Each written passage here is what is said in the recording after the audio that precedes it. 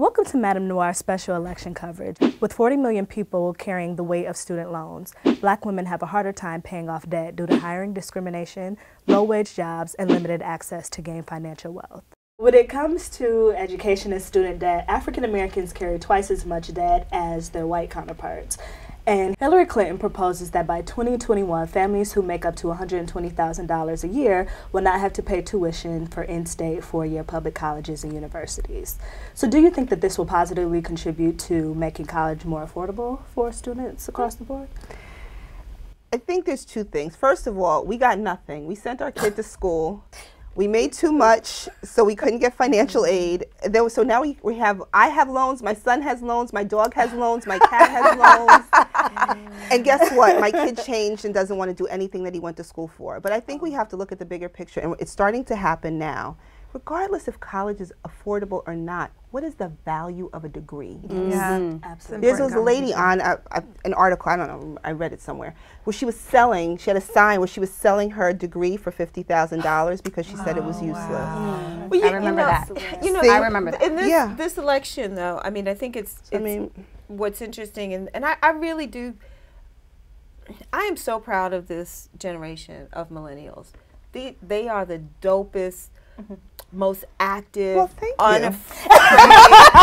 you know, this is the generation that will probably be able to say that they got the first Black or African American or non-white president and the first woman. Yeah. And I say all this to say that it is because of them that Hillary Clinton has committed $250 billion with a B to HBCUs. This is something we can vote for because it'll make because we know that HBCUs have been fragile for a long time. Every year you hear about, so the fact that that's on her agenda, and actually the number is $85,000, not 120. That the goal is that if you make $85,000 or less, then you should be able to afford in-state college.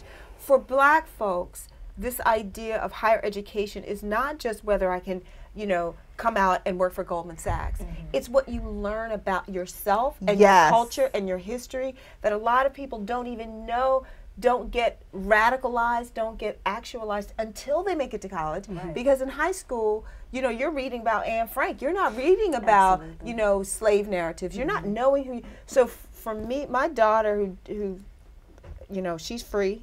She got out of, she graduated undergrad with no debt because she went in college. She's brilliant. Mother. Yeah, because I was paying for college when you know, when she was a baby. No, because I went to NYU, the most, you know. However, who she became as a person and a woman, and being able to understand consequences and understand socializing. She learned a lot in college that had nothing to do with whether she was going to get a job. Right? Yes. So I think for us, what we get in college is it's multiplying not just our you know, our availability into the workforce, but who we become as people and what we learn about ourselves and about our culture. And you know, girls stop pressing start. You know, they like go natural in college, like shit happens in college that we should be able to, and friendships and alliances and heritage happens in college. So I think for us, we need to look, and it's still what our families say to us is the way out. It is the bridge out of poverty, because for so many families, particularly, you know, Black families and immigrant families, they are locked in a cycle of poverty that college and junior college seems like the only bridge out. So I think can I also say too that and it's also about the networks you develop. Oh, of course. That's all it is. Which is why I get so frustrated when people are dismissive, some people who shall remain nameless, who are dismissive about the idea of people spending more than they, quote, should on certain degrees.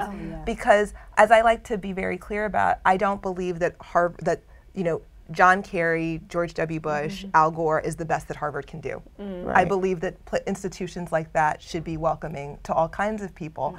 And like Michaela, I also went to NYU. I didn't know you were an NYU alum, and you know, had the debt to show for it. But I also know that my degrees from NYU and Columbia opened doors for me that would not have been open if I had not gone there. But one of the things I just have to say this because President Obama gets so much flack, that his record on the student loan issue should be right up there with his record on LGBT issues. This is a president who did more to try to help people struggling with student loan debt than any president before him.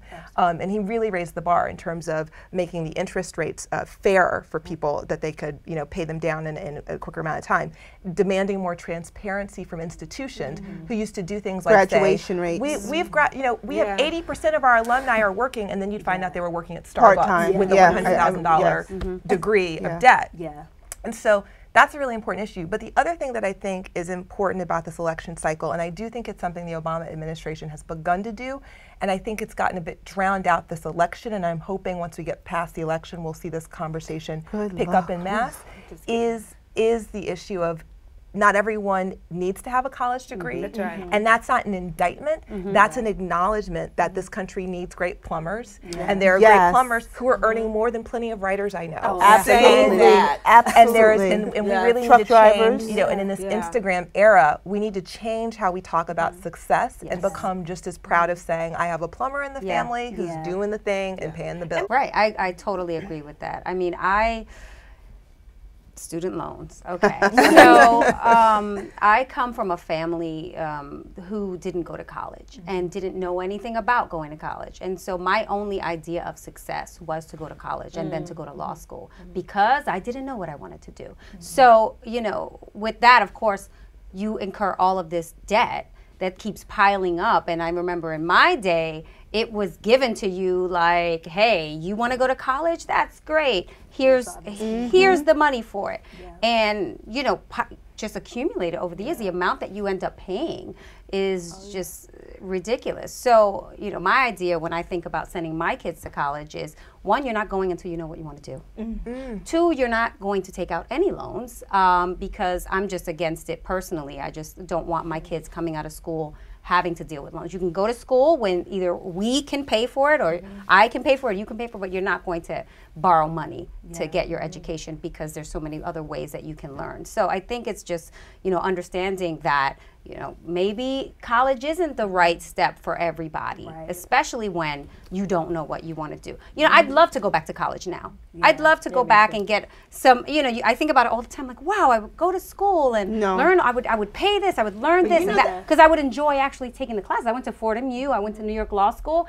It was great, but I can't remember a thing. We should be better. I can't remember a thing. Our state school should be, and the difference between my daughter's actual happiness and her best friend who went to, you know, a really prestigious school out of state, she has so much debt, she's literally depressed. And my daughter has no debt and is in the workforce and can think, oh, if graduate school I might have to get a little bit. It made such a big difference. But there are certain states that have better, like California has good state schools. New York is starting to do it, and that's why her New York School of Communications at the University of Buffalo actually, because they got reaccredited, outpaced Penn, which is where she was on her way to. That we so New York State is Binghamton. Those are the Buffalo. SUNY schools, right? The SUNY schools are school by school, like the School of Nursing, the School of Education, the School of Communication.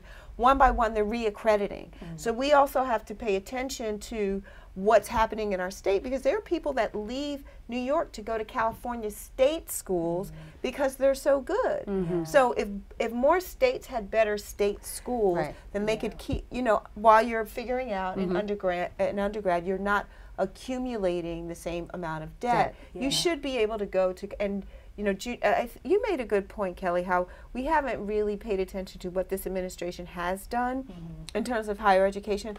That community college piece, critical. Critical. Like, and people didn't talk about community colleges like they were ashamed of it. But that literally is the bridge out of poverty. It is. Like that is the affordable bridge. And when they made that front and center, and it also took some of the stigma out of it, and that is something that we don't celebrate enough. And like Jill Biden, the vice president's wife, still teaches at a community college. She was just on the Late Show, and she'd been grading papers from her community college in the green room. So it absolutely matters. But can I just say another message, though, to the audience that I think is part of this whole stigma conversation is, in society we put a big price on labels, right? Not just in terms of our clothes and our shoes, but also things like where you went to school.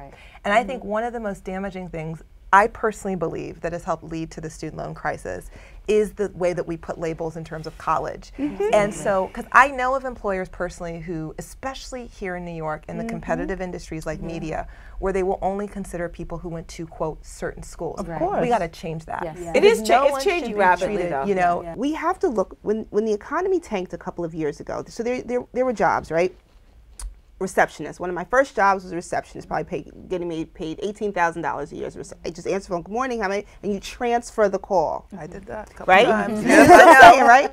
So then you may have a data entry person, and then you may have a junior admin. Now, these positions are a hybrid. That's right. And so what's happening is, see, leave it to me to start going off on these tangents.